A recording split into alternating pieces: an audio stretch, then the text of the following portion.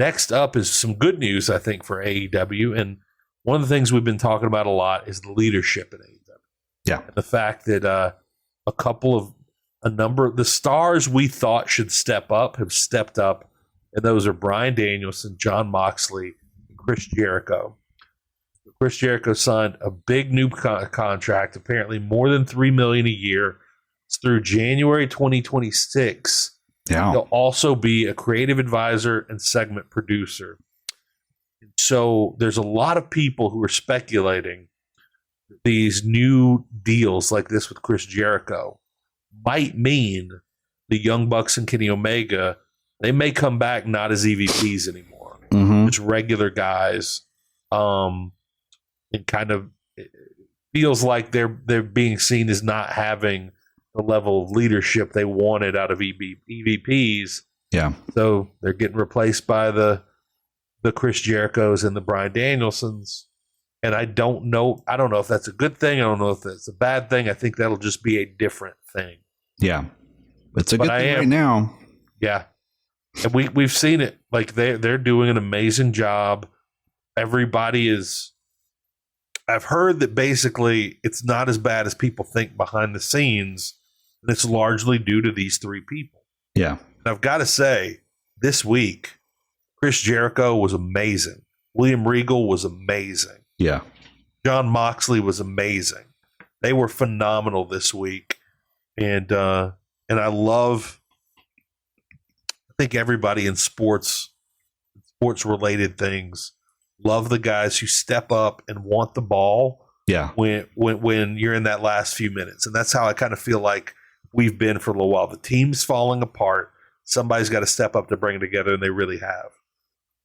Yeah, I was watching a video on TikTok or Reels or some sort of social media trough of content. And it was, for some reason, I always get Kobe Bryant and Michael Jordan videos, even though I'm not like a huge basketball fan. Yeah. Yeah. And there was a video today. I just thought of it while you were saying that. That was about Michael Jordan talking about when he bought the Wizards, or he was the GM of the Wizards. He was GM, and then he bought them. And then he came back to play as he was the owner, or when he was GM, he also played for like a year, I think. So and so it's him talking about that. And it was him saying he realized that he was not a great leader as from the office. And he was like, I didn't have the patience. I didn't have the ability to cast vision. The only way I knew how to show them what I wanted them to be was to go on the court and try to do it. I love that. It was really interesting, especially thinking about like CM Punk, because he was like, physically, I couldn't do it anymore. I could not be the player I was. I couldn't even be the impact player. I couldn't have the impact on the team that I did in Chicago. I knew that I would not be anywhere level of what people expect from me. Yeah. But what I could show them was my dedication and my brains and how to approach the game. Yeah. And, it made me think of guys like Moxley and Jericho stepping up and Jericho right now being like, we're going to show you how to be the lead guy in a company. Yeah, absolutely. And how Punk had that opportunity and for a while appeared like he might be that guy. Yeah. And then absolutely wasn't. I've got to say, I'm from Louisiana. We embrace pettiness. We're a petty state. New Orleans is a petty city. And I love that about us. So generally, you would think I would embrace the pure pettiness of that press conference. Yes. But I like pettiness when it's fun and ridiculous. Like when the Saints are playing the Falcons. And it's just ridiculous bullshit pettiness. Yeah.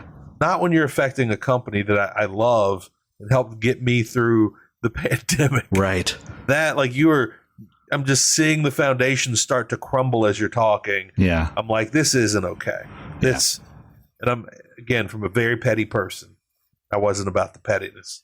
But, I mean, hey, he was clearly one of the best at it, and he was trying to show how petty you can truly be to a new generation of wrestlers who might not be petty. He's like the Michael Jordan of pettiness. Exactly. A lot of people aren't born with it. They've got to be taught. And he was being the example. He's being the leader, showing how petty you can be. And the muffins, I think, helped so much in that, because not only was it an incredible level of pettiness, it was also so dismissive of everyone he's talking shit about, as in, this is all secondary to this muffin. Right. Like, this muffin means more to me than Adam Page, MJF, Colt Cabana. Yeah, combined. Everybody. Combined. Exactly. Oh my God. I let us off the tracks there. MJF is speculated to have signed a contract extension. Yeah, we don't know if that's true or not, but Wade Keller in his reports said that he believes, and his logic makes sense, that he would probably not be put in the position that he's in right now if they thought they might lose him in 18 months, and there might be some sort of secret extension or something that they would deny. That he probably got his money, he probably got his extension.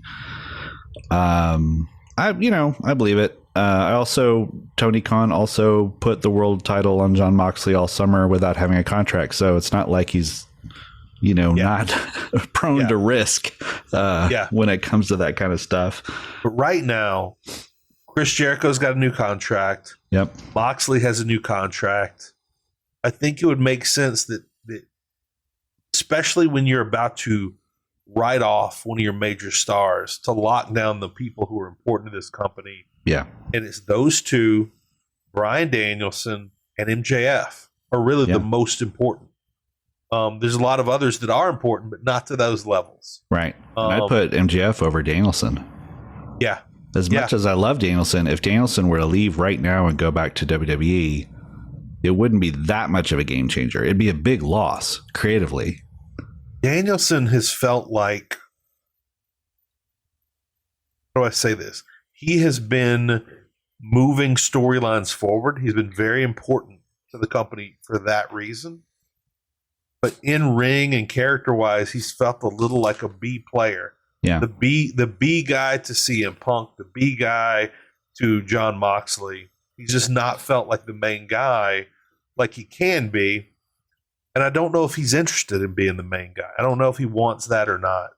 You can tell, though, you can really tell that Jon Moxley wants to be the guy. Yeah. He wants to be that Roman Reigns, that John Cena, and he's embracing it. And I kind of love that. I really love how much he wants it and how much he clearly loves AEW. Like, that man clearly loves AEW. Yeah. Yep.